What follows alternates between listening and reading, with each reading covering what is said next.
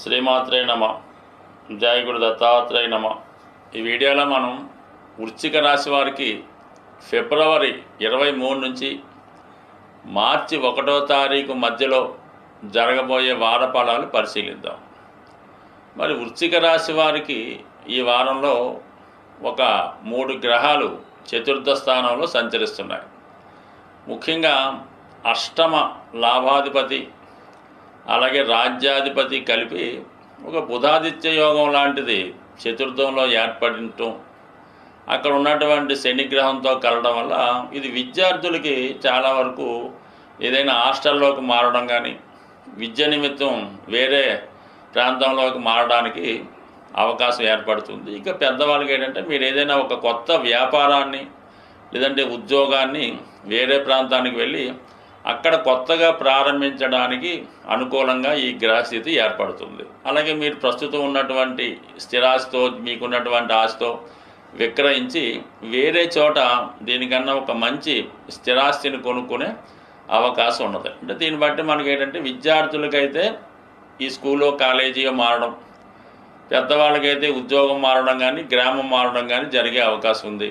అలాగే చాలా వరకు ఒక ప్రాంతం నుంచి ఒక ప్రాంతానికి వెళ్ళడానికి, కొంతమంది విదేశం వెళ్ళి అక్కడ స్థిర నివాసం ఏర్పరచుకోవడానికి ఈ గ్రహస్థితి అనుకూలిస్తుంది. అటువంటి అవకాశాలు ఉన్నవాళ్ళు ఈ సమయంలో మీరు ఏదైనా ఈ పాస్పోర్టు వీసా వాటి కోసం ట్రై చేసుకుంటే కొంతవరకు పని జరిగే అవకాశం ఉన్నది.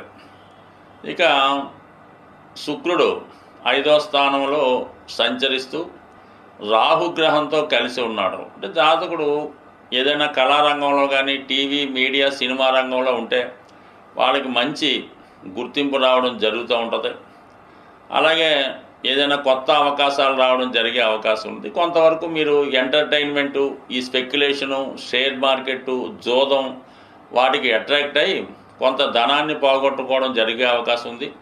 అలాగే ఏదైనా ఒక కొత్త అనుభవమో కొత్త పరిచయం ఏర్పడడం వల్ల దాని యొక్క ప్రభావం వల్ల కొంత సమయాన్ని వృధా చేసుకుంటూ కొంత అపకీర్తి కూడా పొందే అవకాశం ఉన్నది. అంటే ఏదో ఒక పరిచయం ఏర్పడడం వల్ల కొన్నాళ్ళు దాన్ని ఆ పరిచయానికి ఎడిక్ట్ అయి ఉండడం జరుగుతూ ఉంటుంది. ముఖ్యంగా ఈ సమయంలో ప్రేమ వ్యవహారంలో ఉన్న వాళ్ళకి, రిలేషన్లో ఉన్న వారికి చాలా వరకు బ్రేకప్ వచ్చే అవకాశం ఉన్నది.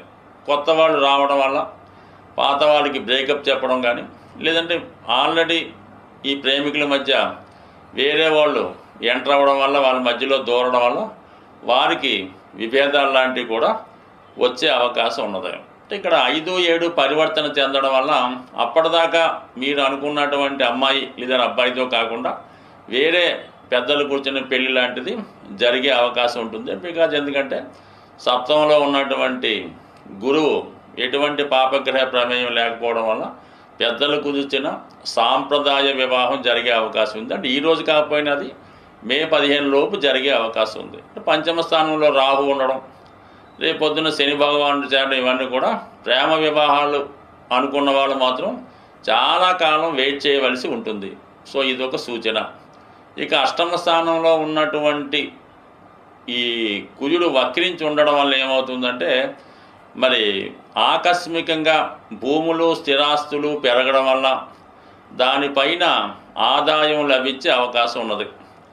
ఇక అలాగే వివాహ విషయంలో భార్య ద్వారా లేదంటే భర్త ద్వారా మీ యొక్క హోదా పెరిగే అవకాశం ఉంది. కానీ అనుకోకుండా ఏదైనా సంప్రదింపులకు వెళ్ళినప్పుడు, ఏదైనా 10 మందితో మాట్లాడినప్పుడు కొంతవరకు జాగ్రత్తగా వ్యవహరించడం మంచిది. చిన్నగా ప్రారంభమైనటువంటి విషయాలు అది గొడవలు, ఫిజికల్ హ్యాండ్లింగ్ దాకా వెళ్ళే అవకాశం ఉంటుంది. అలాగే మీరు కూడా ఏదైనా వాహనాలు నడిపేటప్పుడు ప్రమాదకరమైన వృత్తుల్లో ఉన్నవాళ్ళు చాలా జాగ్రత్తగా వ్యవహరించడం చెప్పుకోదగ్గ సూచన. అయితే అష్టమంలో ఉన్నటువంటి కుజుడు భూములు స్థిరాస్తులు కలిసి వస్తాయి.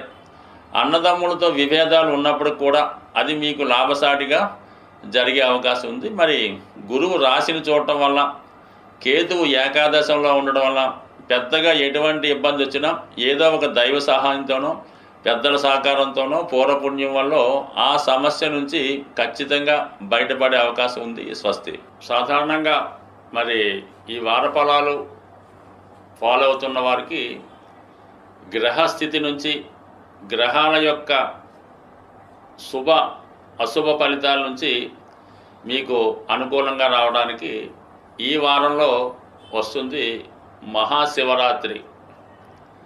మరి ఆ రోజు విధి విధానంగా ప్రతి ఒక్కరూ కూడా ఏదో పెద్ద పెద్ద క్షేత్రాల్లో ఉన్నటువంటి శివలింగాన్ని మాత్రమే దర్శించాలి అనుకోకుండా మీకు సమీపంలో ఎక్కడ ఏ రూపంలో ఉన్నా కేవలం శివాలయంలోనే కాకుండా మిగతా దేవాలయాల్లో ఉన్నటువంటి శివక్షేత్రాలు శివలింగాల్ని ఏదో ఒక విధంగా మీరు ఆ రోజులో ఎప్పుడో ఒకడు, అది మిడ్ నైట్ కానీ ఎర్లీ మార్నింగ్ కానీ మధ్యాహ్నం కానీ ఆ రోజు కంపల్సరీగా దర్శించుకోవడం మంచిది.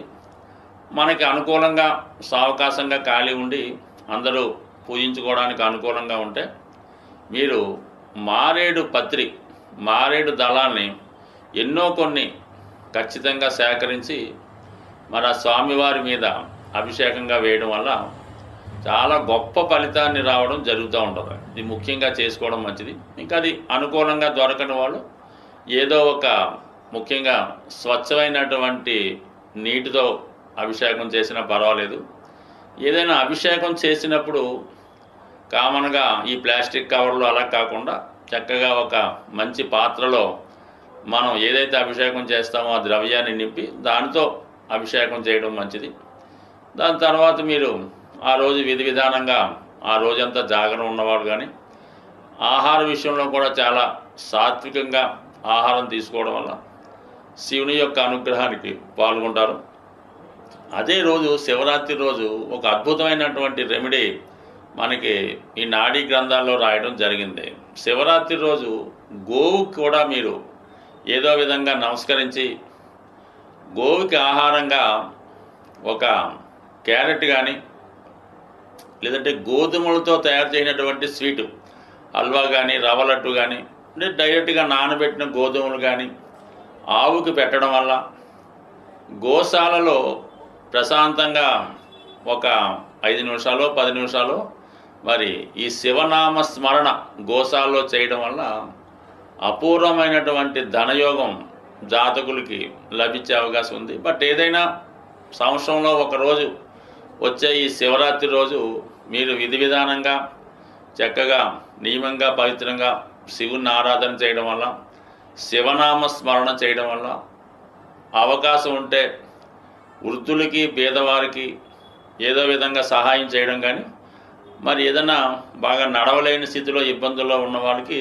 మీరు దగ్గరుండి సహకరించి ఆ స్వామిని దర్శించే విధంగా వాళ్ళకి సహాయపడినా కూడా చాలా గొప్ప పుణ్యాన్ని లభిస్తుంది. ముఖ్యంగా నవగ్రహాలన్నీ కూడా శివుని యొక్క ఆధీనంలో ఉంటుంది కాబట్టి నమ్మని వాళ్ళకి నో ప్రాబ్లం. ఎవరైతే శాస్త్రాన్ని నమ్ముతారో గ్రహాల్ని విశ్వసిస్తారో వారు ఈ శివరాత్రి రోజు చక్కగా స్వామిని దర్శించడం వల్ల చాలా చక్కని ఫలితాన్ని మీరు పొందే అవకాశం ఉంటుంది. స్వస్తి.